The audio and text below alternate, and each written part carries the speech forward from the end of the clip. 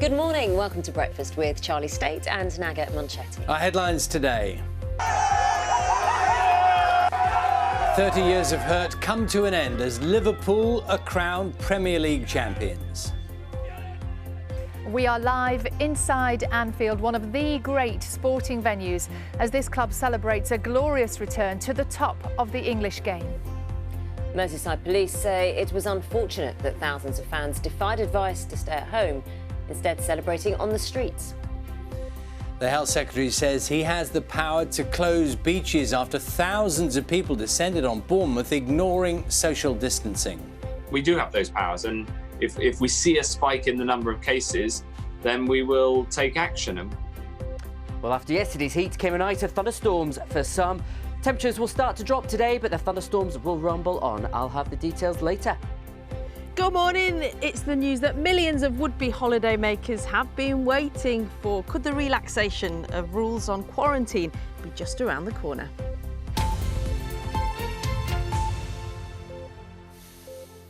Good morning, it's Friday the 26th of June. Our top story today, Liverpool fans have taken to the city streets after the club secured the Premier League title. Their last top-flight win came in 1990, what was then the First Division. Fireworks, red flares were set off as supporters chanted football songs late into the night. Merseyside police thanked the majority of fans for celebrating at home, said it was unfortunate, though, that not everyone maintained social distancing. Mike has the details. The moment 30 years of hurt came to an end for Liverpool fans in lounges and gardens across the land, celebrating a penalty late on for Chelsea, which confirmed their victory over Manchester City. And that meant, without kicking another ball, Liverpool have finally done it. The champions of Europe and the world were now champions of England too.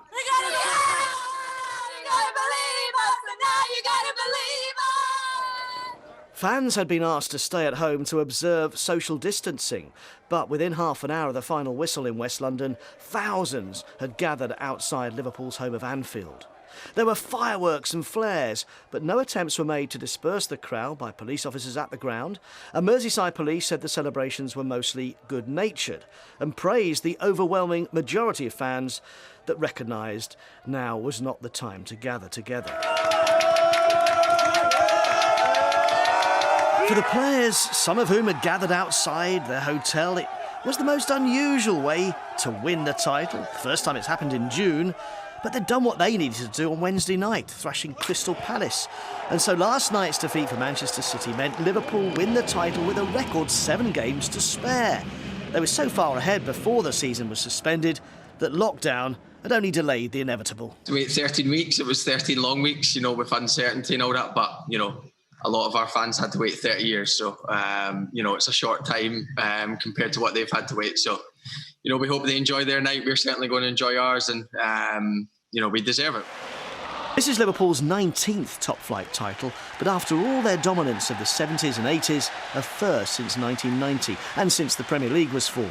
In the 3 decades since Kenny Dalglish's team triumphed and their rivals have been wearing the crown, Liverpool have spent nearly £1.5 billion on players, tried 7 different managers, including Dalglish again, before finally tempting Jurgen Klopp from Germany 5 years ago.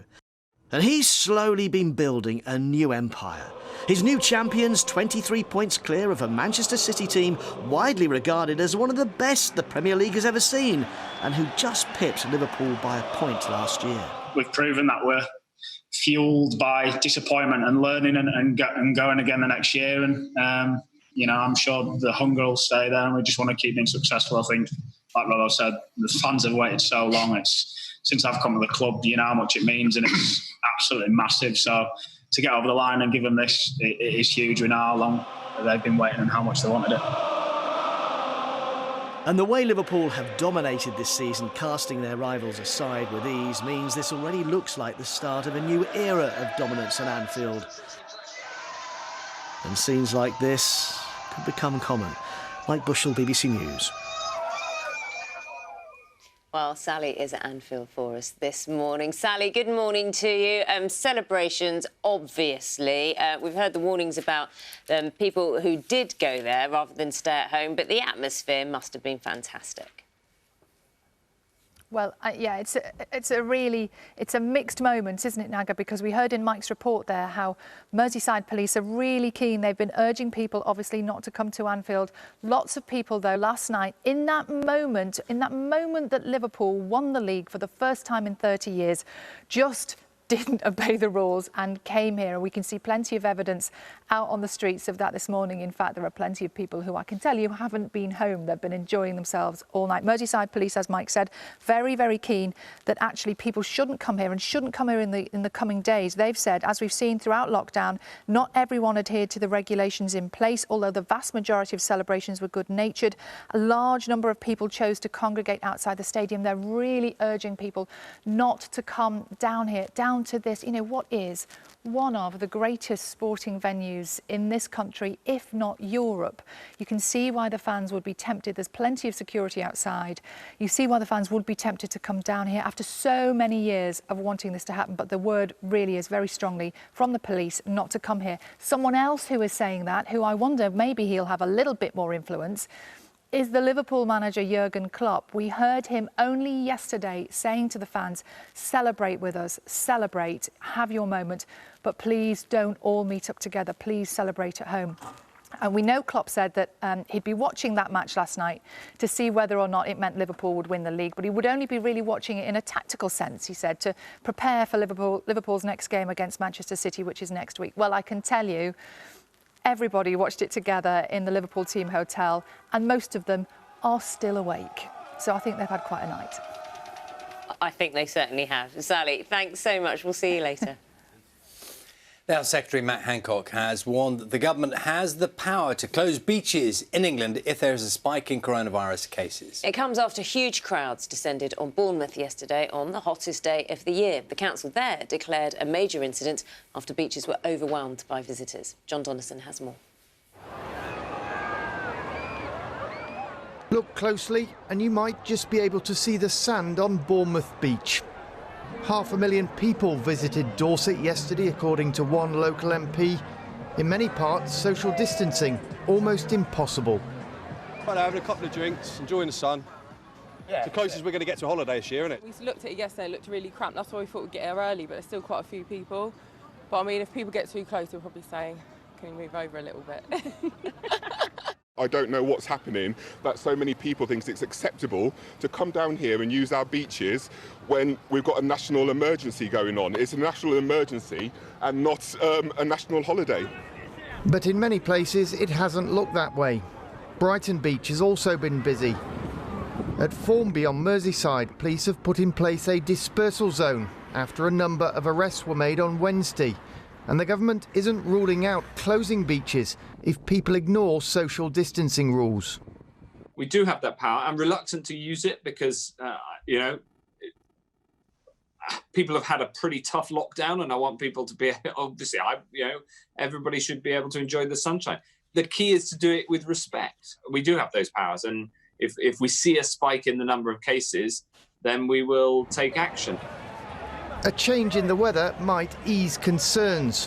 While it's forecast to be warm in some places today, it won't be as hot as yesterday and will continue to cool over the weekend. John Donnison, BBC News. Let's speak now to our reporter, Sophia Seth, who's at Bournemouth Beach for us this morning. Well, you can see the beautiful scene behind you. You can see why so many people would have wanted to go, but this has been a real problem, hasn't it? Good morning, Charlie. Yes, it has. And this morning, it's a massive clean-up operation for the council. I've been told in the early hours today they started, and locals have also been helping. 22 tonnes of waste was discarded on the beach yesterday.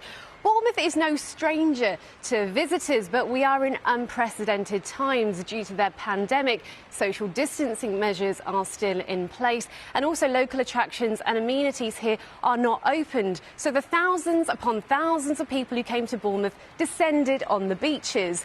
Now, the local council, Bournemouth, Christchurch and Poole Council, said the car parks were closed at 10 a.m, but that didn't stop people from parking. They used the term fly parking parking, meaning that people were parking on roundabouts, pavements, and clearly just happy to pay the fine. In fact, they actually issued a record 558 parking fines. Now, the pressure on the council has led to them to declare a major incident. That meant that they joined forces with the police, the highways agency, the hospitals were on standby. This was to ensure that the public were safe. There were extra patrols by police on the beaches yesterday.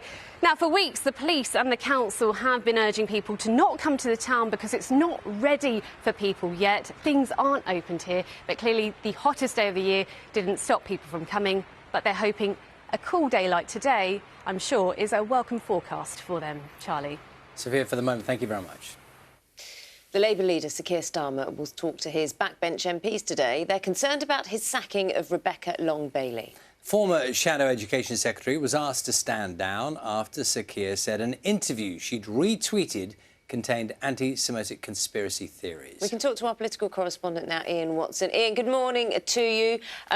The concern, I suppose, is, was he right to sack her? It will be discussed later this morning on the programme. But also, what is this doing in terms of divisions within the Labour Party? Yeah, well, I guess it shows either the smack of firm leadership from Keir Starmer or the reopening of divisions, depending on your point of view, Naga. So from his point of view, what he said he was doing was making it his priority to have zero tolerance for anti-Semitism and to rebuild trust with the Jewish community. So the reason Rebecca Long-Bailey was sacked was because she'd retweeted an article by Maxine Peake in which she had suggested that it was the Israeli security services that taught the American police the technique of kneeling in people's necks, the method which had killed George Floyd in such controversial circumstances. Now, she refused to take that retweet down, and that's why she was sacked. But in so doing, Keir Starmer must have known this would got a big reaction from some of his left-wing MPs. Rebecca Long-Bailey had been defeated for the leadership by Keir Starmer, and she was probably the most prominent supporter of Jeremy Corbyn that was still in the shadow cabinet, still at his top table. So by getting rid of her, there was always a danger he'd reignite a war. So this morning, left-wing MPs, the Socialist Campaign Group, are going to be expressing their concerns directly to him. And the left-wing group Momentum, which was set up to support Jeremy Corbyn's leadership, is getting a petition up against this. They say that her sacking was a total overreaction. People should sign up, and they should also try then to win back power in the Labour Party. So this will open up some divisions that may outlast Rebecca Long-Bailey's political career. OK, Ian, thanks very much for taking us through that. Ian Watson there for us. A new paint job costing almost £1 million on the plane used by the Prime Minister has been unveiled. The RAF Voyager, which was previously a military grey colour, has been resprayed in white with a Union flag on the tail fin and United Kingdom written in gold on the fuselage. The cost of the project was condemned by opposition politicians, but Downing Street said the national branding would better represent the UK around the world. Time now is 13 minutes past 6. It is time to take a look at the papers this morning. We'll start with the Daily Mail. Pictures of packed beaches. We've been talking about it on the programme already. Featuring most of the papers, the Daily Mail's headline is a quote from the Health Secretary, Matt Hancock, warning the public not to undo work on tackling the pandemic. This is after 500,000 people were reported to have visited beaches in Dorset yesterday. Daily Telegraph has gone for a beach image, but one that pictures two people observing social distancing, not some of the pictures we saw earlier on. They're lying 2 metres apart. This is a beach in East Yorkshire. Its main story, though, it says Boris Johnson is under pressure to remove the 14-day quarantine rule for travellers coming from the whole of Europe. The Times is leading on a warning from England's Chief Medical Officer, Chris Whitty, that coronavirus will flare up again if people do not enjoy the warm weather responsibly. Also on the front page, another story we're covering this morning, of course, a photograph of Liverpool's fans celebrating. And, of course, the whole of the front page, as you might imagine, the Liverpool Echo, dedicated to Liverpool's first Premier League win in 30 years. And we'll be talking to a number of people this morning who have been very close to that story for a long time. Players, fans as well. A great night for Liverpool fans. Yeah, absolutely. Do you want to see a picture of a dog and a duck? Do you like a picture of a dog and a duck? This is Meg, the dog, who's become friends with a duckling after her owner, Will Hall, saw an abandoned egg whilst out in Winchester, took the egg home to hatch, and there was the duckling. So they spend time together. I just thought it was a nice picture. It's very cute. Is it that dog in the water there, cooling off? Dog is in the water, cooling off. The duck sitting on the head. I'm going to see how those two grow up together. It'd be nice. I've learnt something new today. Researchers have found the average British male only invests in new underwear once every 5 years. And the top line by Andrew Elson, who's written for The Times this morning, Consumer Affairs correspondent, is that men are pants at buying pants. They don't choose to replace them unless they're given them as presents. They receive pants presents from their partner's parents or grandparents around their birthdays or Christmas. So the story is that they don't buy them for themselves. No, well, they just don't. They don't replace. But some men, apparently, according to this study, hang on to perished pants for more than 20 years. Imagine that. Perished pants. Is well, that you a would known imagine. Phrase? You would imagine after 20 years they may well be perished. More than 2 in 5 of the ones surveyed admit that their partners buy their underwear, while more than a third still rely on their mothers to buy their underwear. Now, on the subject of... we're doing a lot of stories at the moment about how different businesses, industries are trying to rearrange how they do their business. And you've probably heard quite a bit already about how theatres, the struggle that theatres are having. So this is an image from a performance, The Old Vic, which is Claire Foy and Matt Smith, you can see here. Lungs is the play.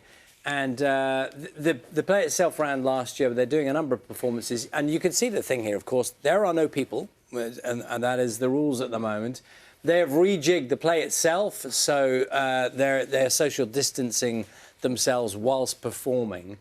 And, of course, they're saying, you know, how are they going to do things? This is one way they can do it, so they can sell tickets for a performance that you can buy into.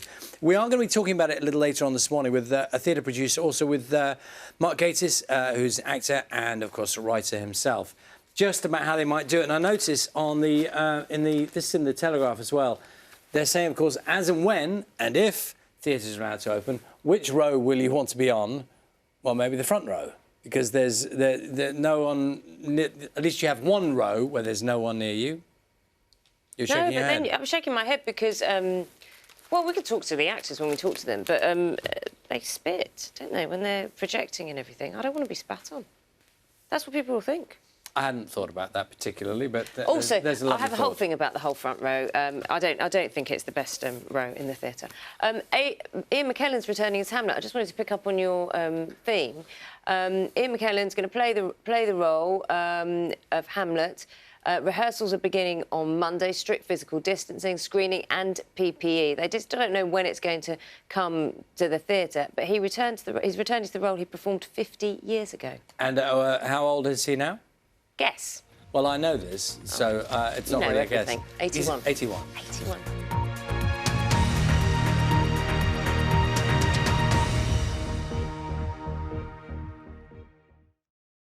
See the headlines as they happen and watch BBC News live in the app and get the full story with bbc.co.uk/news.